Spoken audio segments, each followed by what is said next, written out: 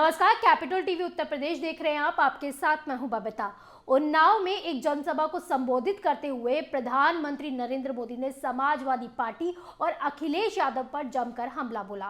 PM Modi ने Karhal seat से बहाने अखिलेश यादव को खूब खरी खोटी सुनाई। क्या कुछ कहा पीएम मोदी ने, जानने के लिए देखिए हमारी ये रिपोर्ट। जिस पिता को मंच से धक्के देकर हटाया था, जिसे अपमानित करके पार्टी पर कब्जा जमाया था, उसी से गुहार लगानी पड़ी कि मेरी सीट बचाइए।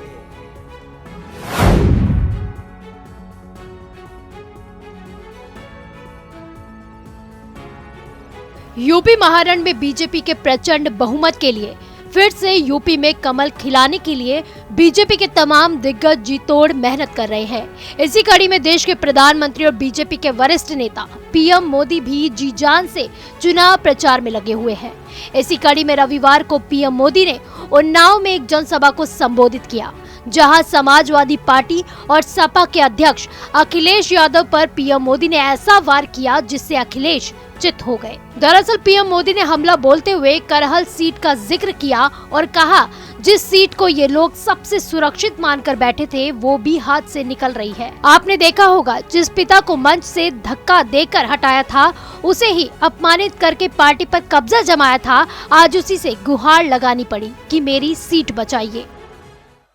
यूपी में आज हर तरफ एक ही गूंज है। पीएम मोदी यही नहीं रुके, उन्होंने आगे कहा कि इस घोर परिवारवादियों की सरकार में संगीन अपराधों के आरोपी और माफिया मंत्रिमंडल का हिस्सा थे। तब माफिया ही सरकार चलाते थे, प्रशासन को भी सीधा आदेश देते थे, ना खाता ना बही, जो माफिया और गुंडे कहेंगे वही सही। वही पीएम मोदी ने सपा पर तंज कसते हुए कहा कि अगर 10 मार्च को बीजेपी की सरकार बन गई तो ये कहेंगे कि बीजेपी की वैक्सीन लगवाई थी, इसलिए उंगली कमल के बटन पर दब गई। कि जिस सीट को ये लोग सबसे सुरक्षित मान करके बैठे थे, वो भी हाथ से निकल रही है।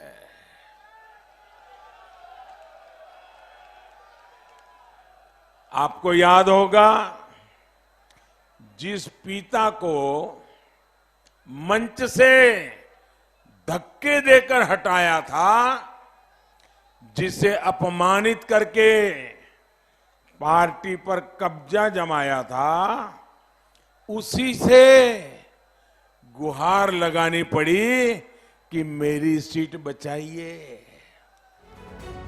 पीएम मोदी ने वही यूपी की योगी सरकार की तारीफ करते हुए जनसभा से वोट भी मांगा। साथ ही दावा किया कि यूपी में आज हर तरफ एक ही गूंज है। 2017 में हराया था, 2022 में भी हराएंगे। यूपी के लोग योगी जी को ही लाएंगे। भाइयों बहनों, आप देख लेना, 10 मार्च को जब चुनाव नतीजे आएंगे ना, तो ये लोग बयान देने वाले हैं। क्या बयान देंगे?